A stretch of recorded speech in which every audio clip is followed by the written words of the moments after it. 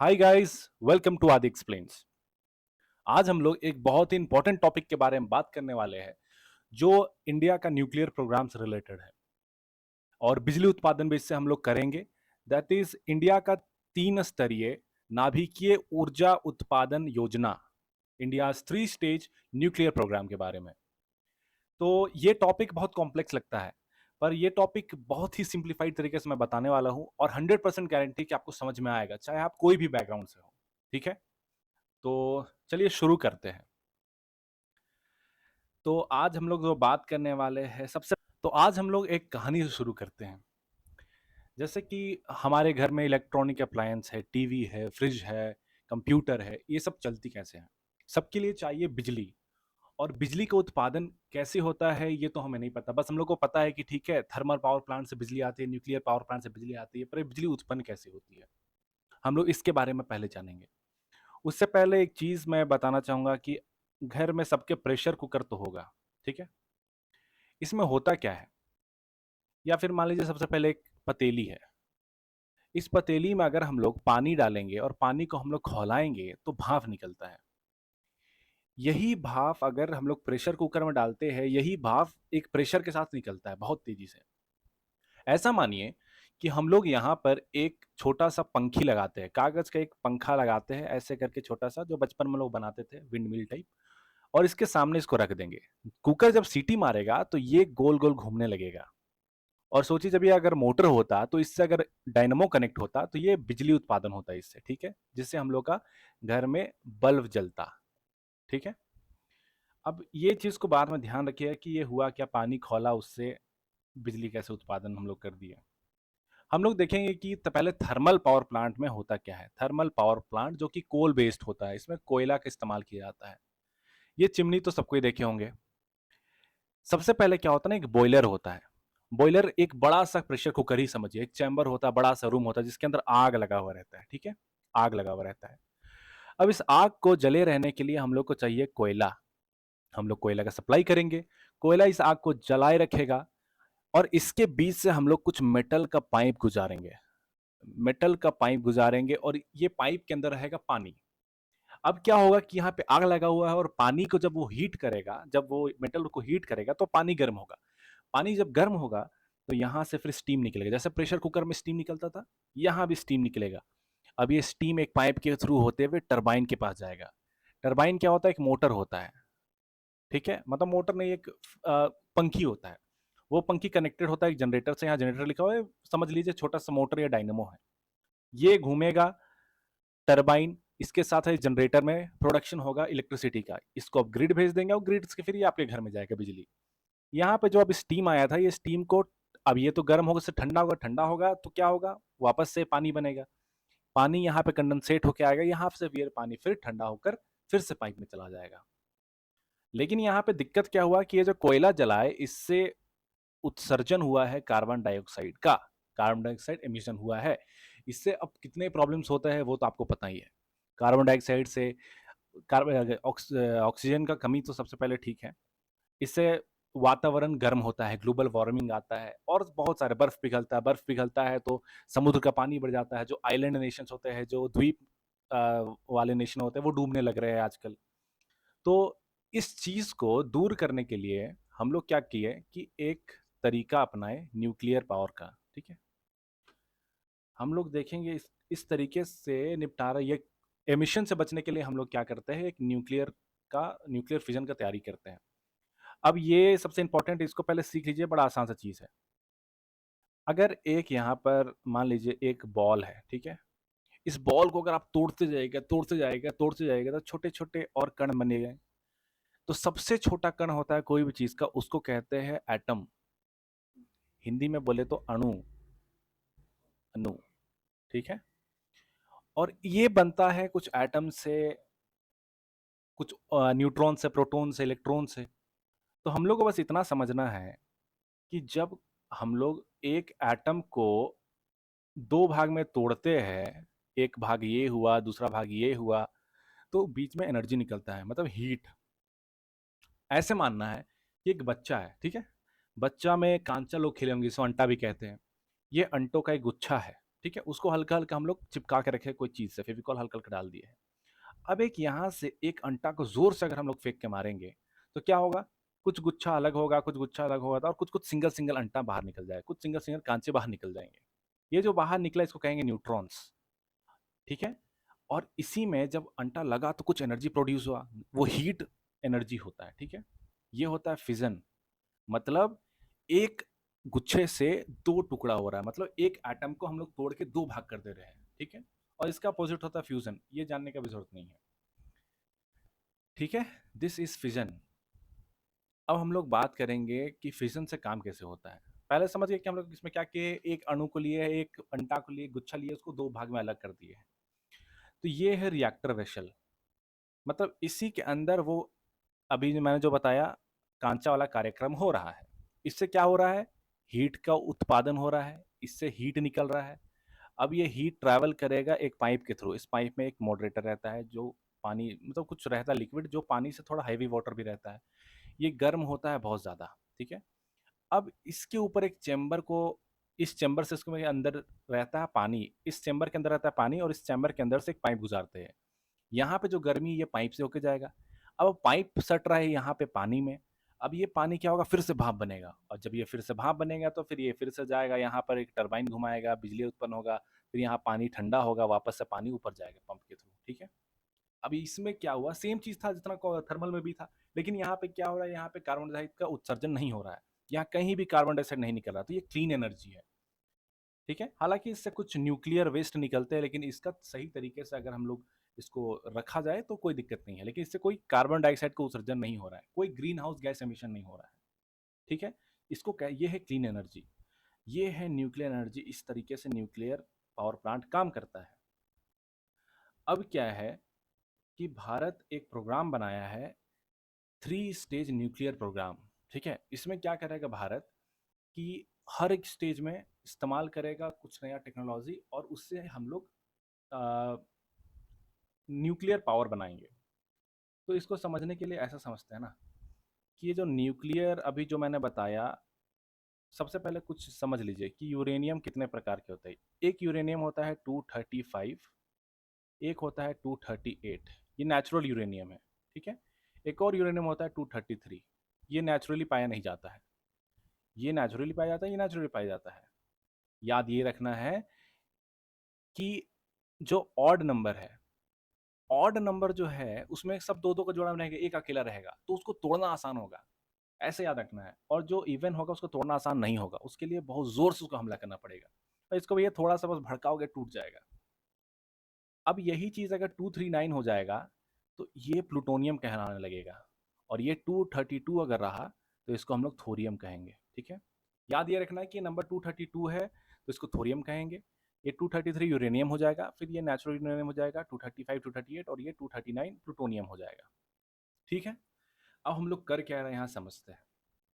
और 2-4 चीज़ जो पहले समझा देते हैं कि भारत में, इंडिया में ये जो नेचुरल यूरेनियम है, इसका कमी है। भारत में अच्छा ग्रेड का यूरेनियम मिलता नहीं है। यूरेनियम मान लीजिए अगर ये यूरेनियम है, तो इसको 2 भाग में बाँटेंगे, लेकिन इक्वल भाग नहीं। ये ऊपर वाला जो है, ये यूरेनियम 235 है, मतलब इसको तोड़ना आसान है। लेकिन नीचे वाला पार्ट है 238, 238, इसको तोड़ना मुश्किल है। जो मेरा न्यूक्लियर रिएक्शन को रन कराएगा, वो है ये वाला और ये कम मात्रा में इसमें पाया जा रहा है, मतलब कि ज़्यादा देर नहीं चलेगा। और ये ज़्यादा मात्रा में है। तो अगर हम लोग इस ज़्यादा वाला मात्रा को 1 बढ़ाकर 239 करा दें, तो ये फिर रिएक्ट करने लगेगा। तो यही है न्यूक्लियर प्रोग्राम में हम लोग करने वाले हैं, ठीक है? ये कैसे करेंगे हम लोग अभी देखेंगे। तो सबसे पहले इसके बारे में हम लोग जानते हैं कि ये कब ये प्रोग्राम शुरू हुआ था और ये कब ये प्रोग्राम हम लोग सोचे थे। ये प्रोग्राम जो है ये 1940s में ही आ गया था और जो भारत में जो साइंटिस्ट है होमी बाबा होमी बाबा ये जो यही सोचे थे इस बारे में और यही इसका प्लान दिए थे कि हम लोग ये कर सकते हैं, हम लोग कैसे बनाएंगे। यहाँ आप देखिए जहांगीर होमी भाभा जो है न्यूक्लियर टेक्नोलॉजी के इंडिया में वो साइंटिस्ट थे, 1948 में एटॉमिक एनर्जी कमीशन बनाए और उसमें ये शुरू किए कि इंडिया को 3 स्टेज न्यूक्लियर सस्टेनेबिलिटी में कैसे लाया जाए कि न्यूक्लियर हम लोग को कहीं से कुछ बिजली के उत्पादन में कहीं किसी पे निर्भर ना होना पड़े। कोयल कोल बाहर से आता है, सब कुछ बाहर से आता है। उस चीज़ के लिए हम लोग आत्मनिर्भर होना चाहते थे। अब इसमें क्या है ना, यूरेनियम भारत में बहुत कम मात्रा में पाया जाता है, यूरेनियम। भारत वो 238 वाला, 235 वाला, और ये जो थोरियम था 232, ये भारत में बहुत प्रचुर मात्रा में है, बहुत ज़्यादा मात्रा में पाया जाता है। तो हम लोग चाहते हैं कि इससे कुछ काम करें, लेकिन इससे काम हो नहीं पाएगा। काम होगा इससे, ये बाहर से इम्पोर्ट कराना पड़ता है, और ये देता नहीं है जल्दी लोग, क्योंकि न्यूक्लियर वेपन भी बन जाते हैं इससे। तो इसी चीज़ को हम लोग अब समझेंगे कि हम लोग इससे कैसे काम कराएँ। तो भारत का जो 3 स्टेज न्यूक्लियर टेक्नोलॉजी है, इसमें स्टेज 1, अब यहाँ पे कुछ-कुछ नाम है, जैसे हेवी वाटर रिएक्टर्स, ठीक है? प्रेशराइज़्ड हेवी वाटर रिएक्टर, ये न्यूक्लियर रिएक्टर उसी तरीके से एक यहाँ पे और देखेंगे, फास्ट ब्रीडर रिएक्टर्स, यहाँ पे फिर है फ्यूल्ड ब्रीडर्स। ये तीनों अलग-अलग तरीके के न्यूक्लियर रिएक्टर्स हैं। भारत में जो 60% न्यूक्लियर पावर प्लांट है, वो प्रेशराइज़्ड हेवी वाटर पे चलता है। इसके बारे में कभी और बताऊँगा। अभी सीखना दूसरा चीज़ इम्पोर्टेंट है। फ्यूल्ड फास्ट ब्रीडर जो है, ये अभी टेक्नोलॉजी डेमोन्स्ट्रेशन है, मतलब इसका प्रोटोटाइप बन के तैयार है, हम लोग दिखा सकते हैं, लेकिन ये कमर्शियलाइज़ नहीं किया। अभी इसका उत्पादन इसको एक बहुत बड़े स्केल में नहीं कर रहा है, और ये जो है इसको पे अभी सर्च चल रहा है, रिसर्च चल रहा है, इस पे शोध चल रहा है, ठीक है? अब हम लोग जानेंगे कि हम लोग यूरेनियम से सीधा थोरियम का इस्तेमाल कैसे करेंगे। टारगेट क्या है हम लोग का? यूरेनियम जो है, उससे हम लोग थोरियम पे आ जाए। मतलब 232 वाला भारत में बहुत ज़्यादा मिलता है, 235 वाला कम मिलता है। तो सबसे पहले यहाँ पे हम लोग डालेंगे 235 और 238, क्योंकि यूरेनियम एक ही दो नेचुरल यूरेनियम आता है, उसमें दोनों रहता है, 235 भी 238 भी। अब यहाँ पे क्या है, अब यहाँ पे देखने वाली बात है। अब क्या हो रहा है ना कि ये ऊपर और रिएक्ट करेगा। अब रिएक्शन में याद है हम लोग वहाँ पे अंटा वाला कहानी बनाए थे, एक अंटा हम लोग मारेंगे, फिर वो टूटेगा, तो छोटे छोटे अकेला अकेला अंटा भी निकलेगा, कुछ गुच्छा में भी निकलेगा। तो वो एक अकेला अंटा जाके यहाँ पे हिट करेगा, वो एक अकेला न्यूट्रॉन यहाँ पे आएगा, और ये 238 से 239 हो जाएगा। अब 239 क्या था? प्लूटोनियम था, ठीक है? काम हो गया। यहाँ से तो पहला ये ऊपर वाला से बिजली निकला, और जो नीचे वाला था, इसको हम लोग जोड़ा से तोड़ के एक अलग कर दिया। अब इसमें फूड डालना आसान है, क्योंकि ये ऑड है 239। अब फास्ट ब्रीडर रिएक्टर में क्या होता है कि हम लोग फिजाइल मटेरियल जो डालेंगे, जैसे 239 डाले, हम लोग इससे ज़्यादा उसके उत्पन्न कर लेंगे। तो इसमें क्या करेंगे, हम लोग ऊपर से थोरियम डालेंगे, क्योंकि भारत में थोरियम बहुत मिलता है, 232। अब ये यहाँ पे रिएक्शन करेंगे 239। अब क्या होगा, 239 भी गुच्छे में टूटेगा, और उसमें से अकेले अकेले न्यूट्रॉन बाहर आएंगे। उसमें से एक न्यूट्रॉन इसमें ऐड होगा, और ये थोरियम 232 में एक जुड़ के यूरेनियम 233 बन जाएगा। ये नेचुरल यूरेनियम नहीं है, नेचुरली नहीं मिलता है। अब ये जो 233 है, अब ये 233 तो फिर ये ऑड है, ये भी रिएक्शन देगा। अब इसका हम लोग इस्तेमाल करेंगे लास्ट वाले स्टेज में, थर्ड स्टेज फ्यूड ब्रीडर्स में, और ये ऑटोमेटिक हो जाएगा। अब इसमें हम लोग बाहर से थोरियम भी डालेंगे। अब क्या होगा, ये रिएक्शन करेगा, इससे न्यूट्रॉन्स निकलेंगे, ये 233 खत्म होगा, और ये 233 में से एक यहाँ पे बढ़ा के इसको भी 233 कर देगा।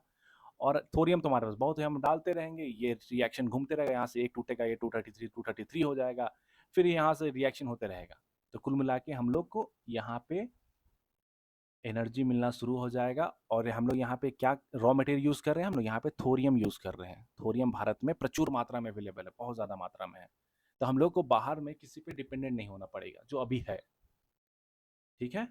तो ये था हम लोग का विज़न कि हम लोग यूरेनियम से सीधा हम लोग यहाँ से जो यूरेनियम है, अ, जो हम लोग को बाहर से लेना पड़ रहा है, या फिर जो बहुत कम मात्रा में लिमिटेड रिसोर्सेज में है, हम लोग इस यूरेनियम से प्लूटोनियम बनाएंगे, और प्लूटोनियम से फिर हम लोग थोरियम को यूरेनियम बना देंगे 233, ठीक है?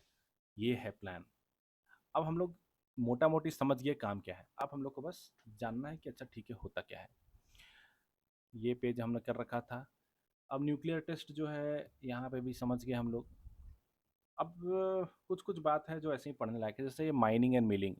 ये जो फ्यूल साइकिल होता है, यूरेनियम का माइन करना पड़ता है, यूरेनियम माइन होगा, उसके बाद उसको कंसंट्रेट करना पड़ता है, फिर फ्यूल फैब्रिकेशन, मतलब यूरेनियम को रिएक्शन के लायक उसमें फ्यूल्स ऐड करना पड़ता है, कि उसको अलग किया जाता है 233 235 को, सॉरी 235 एंड 238 को, और उसको फ्यूल जनरेशन के लायक बनाना पड़ता है, ठीक है? तो ये एक प्रोसेस है, ये एक्स्ट्रा कुछ कुछ है जो मैंने ऐड कर रखा है आप लोग के पढ़ने के लिए। आप लोग वीडियो को पॉज करके पढ़ सकते हैं। स्टेज 1 में जो हम लोग इस्तेमाल किए थे, जहाँ पे हम लोग यूरेनियम 235, 238 नेचुरल यूरेनियम यूज़ किए थे, उसमें यूज़ किए थे हम लोग प्रेशराइज्ड हेवी वाटर रिएक्टर्स का। अब ये क्या होता है प्रेशराइज्ड हेवी वाटर रिएक्टर? ये जो पहले वाला रिएक्टर था बस ये होता है, बस इसमें एक प्रेशराइज़र रहता है। हम लोग कुकर में खाना क्यों बनाते हैं? कुकर में क्या होता है, प्रेशर बढ़ने की वजह से पानी का जो बॉइलिंग पॉइंट होता है वो बढ़ जाता है। जहाँ वो 100 डिग्री में गर्म होता है, वो 120 में गर्म होता है। वही काम हो रहा है। पानी यहाँ और हीट एब्जॉर्ब कर ले रहा है, और जितना ज़्यादा हीट उतना ज़्यादा पानी गर्म, उतना ज़्यादा स्टीम, और उतना ज़्यादा स्टीम उतना ज़्यादा जनरेटर से एनर्जी। ठीक है? तो प्रेशराइज़र का काम यही होता है। तो यहाँ इससे हम लोगों को फ़ायदा क्या हो रहा है कि हम लोग यहाँ पे यूरेनियम जो 235, एक मिनट एक्सक्यूज मी, ये जो यूरेनियम 235 है, इससे बिजली तो निकाल ले रहे हैं, लेकिन ये जो 238 है, ये अब 239 प्लूटोनियम में बदल जा रहा है, जिसको हम अगले वाले स्टेज में काम करेंगे। ठीक है? अब अगला स्टेज क्या है हम लोग का, हम लोग देखते हैं। सेकंड स्टेज जो था वो हम लोग का फास्ट ब्रीडर रिएक्टर था। ठीक है? अब हम लोग को पता है यहाँ पे हम लोग 239 का यूज़ करेंगे, प्लूटोनियम। ठीक है? क्योंकि 238 नॉन फिजाइल है, इससे रिएक्शन नहीं होगा, और इसको हम लोग बदल चुके हैं प्लूटोनियम में, 239 में। 239 रिएक्ट करेगा। अब इसमें हम लोग क्या करने वाले हैं, अब इसमें आप लोग को मैंने बताया था 239 जो है वो रिएक्ट करेगा। 239 तो जा रहा है अंदर, ऊपर से हम लोग 232 भी डाल देंगे, थोरियम। ये तो एनर्जी निकाल देगा, साथ में एक न्यूट्रॉन भी देगा जो इसको 233 कर देगा। अब ये 233 आगे काम आएगा नेक्स्ट स्टेज में। अब हम लोग नेक्स्ट स्टेज देखेंगे। 233 यूरेनियम 233 जो है, ये अब हम लोग का काम आएगा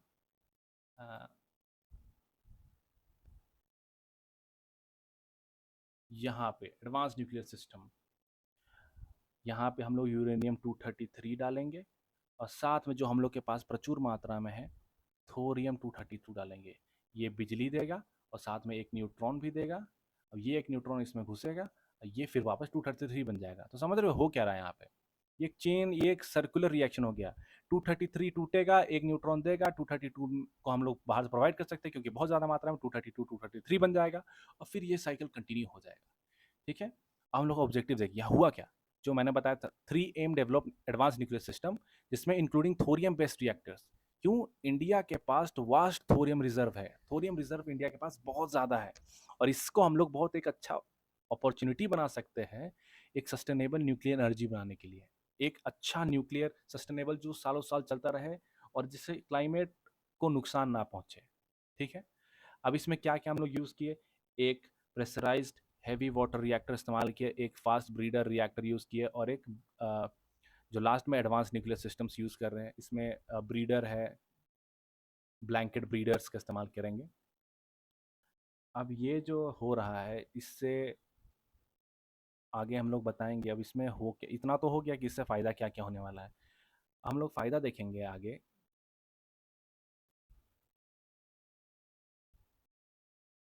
ये सबसे पहले इंडिजिनसली डिज़ाइंड है, भारत के अंदर बना हुआ है। ये हम लोग जब हम लोग अपने यहाँ कर लेंगे सही तरीके से, तो और भी लीस्ट डेवलप कंट्रीज या फिर और भी डेवलपिंग कंट्रीज है, उसके साथ हम लोग ये टेक्नोलॉजी शेयर कर सकते हैं, जिसके कारण भारत का क्रेडिबिलिटी बढ़ेगा, भारत को रेवेन्यू अर्न होगा। एक तो क्लाइमेट चेंज भारत गिराएगा, तो उसमें कार्बन जो ट्रेड करते हैं उससे भी फायदा होगा। मतलब एक तो ये समाज को भी कल्याण हो रहा है, इससे इकोनॉमी में भी फायदा होने वाला है। ये भाभा एटॉमिक रिसर्च सेंटर जो है, ये सबका रिसर्च में बहुत बड़ा हाथ रहा है। इंटरनेशनल कोलेबोरेशन हम लोग फ्रांस और यूएसए से भी कोलेबोरेट कर रहे हैं टेक्नोलॉजी ट्रांसफ़र के लिए। ठीक है? और इससे हम लोग को कुछ कुछ परेशानी है, जैसे कि अब न्यूक्लियर चीज़ है, तो न्यूक्लियर को रखने का सेफ्टी मेजर्स बहुत होना चाहिए, कि न्यूक्लियर घटना हो जाता है तो वो बहुत खतरनाक हो जाता है। तो हम लोग सेफ्टी इन न्यूक्लियर ऑपरेशंस, उसके लिए एक फ्रेमवर्क तैयार करेंगे। उसके लिए एक एटॉमिक एनर्जी रेगुलेटरी बोर्ड भी है, जो सेफ्टी चेक करता है कि हाँ भैया, वो न्यूक्लियर अगर यूज़ करें तो उसका जो यूज्ड न्यूक्लियर वेस्ट है उसको कितना अच्छे तरीके से आप रखे हुए हैं, उसको कितना अच्छे तरीके से आप डिसमिनेट कर रहे हैं। पब्लिक सेफ्टी इनिशिएटिव्स, पब्लिक लोग को सबसे पहले अवेयर करना पड़ेगा कि प्लांट क्या होता है, न्यूक्लियर पावर प्लांट क्या होता है, उससे मतलब उससे क्या क्या रेडिएशन निकलते हैं, या फिर उससे कैसे बचना होता है, या फिर क्या सेफ्टी प्रोटोकॉल्स आपको फॉलो करने होंगे इमरजेंसी के समय। ठीक है? इंटरनेशनल स्टैंडर्ड्स ऑफ सेफ्टी, मतलब कि विदेशी तकनीक जो है वो उस तरीके का सेफ्टी हम लोग को लाना पड़ेगा। सेफ्टी से कोई कंप्रोमाइज़ नहीं हो सकता, ऑपरेशनल सेफ्टी मेजर्स हम लोग को बरतना पड़ेगा। उसी वही करने के बाद हम लोग अच्छे तरीके से न्यूक्लियर पावर प्लांट को रन कर सकते हैं, ठीक है? और ये सब फिर आप लोग पढ़ सकते हैं, कुछ एक्स्ट्रा बातें हैं, जैसे कि नॉन प्रोलिफरेशन ट्रीटी 1968 में हुआ था, जिससे कि भारत को न्यूक्लियर स्टेट्स जो है वो लोग न्यूक्लियर किसी और को डिफेंस के लिए नहीं देंगे। ग्लोबल पार्टनरशिप है, उसी तरीके से न्यूक्लियर गवर्नेंस डॉक्ट्रिन बनाना होगा कि न्यूक्लियर आप कब यूज़ करेंगे। सिविल के लिए दिक्कत नहीं है, सिविल एग्रीमेंट्स भी हो रखे हैं, मिलिट्री के लिए दिक्कत है, ठीक है? डिसआर्मामेंट, न्यूक्लियर डिसआर्मामेंट का भी बात हो रहा था कि नहीं, न्यूक्लियर वेपन्स नहीं रखने चाहिए, ठीक है? तो आई होप आप इसको पढ़ लीजिएगा, ये कुछ नहीं है, वही छोटा-मोटा चैलेंजेस और उसका वे अहेड है, ठीक है? Way forward. तो आई होप कि आपको समझ में आ गया होगा। अगर आपको थोड़ा-सा भी कहीं भी समझ में नहीं आता है, बहुत नॉर्मल सा टॉपिक है, आप कमेंट करेंगे, एकदम फ्रेश है आप थोड़ा-सा कमेंट करिए, मुझे लगता है कि मुझे थोड़ा-सा बताना पड़ेगा, आपको समझ में आ जाएगा। अगर समझ में नहीं आया तो हालाँकि मुझे लगता है कि आपको समझ में आ चुका है, ठीक है? तो ये हम लोग का पहला आज एक्सप्लेन सीरीज़ था। करंट अफेयर्स जो है वीकली आएगा, ठीक है? और ऐसे एक्सप्लेन सीरीज़ आएँगे और आप कोई भी टॉपिक को बोल सकते हैं, पॉलिटी, इकोनॉमी, साइंस, टेक, किसी से भी रिलेटेड हो, आप बस बताएँगे और मैं आपके लिए उसको सिम्प्लीफाइड वे में आप तक पहुँचाऊँगा, ठीक है? तो thank you for your attention और ऐसे ही जुड़े रहें और लाइक ज़रूर करें और subscribe to the channel and thank you.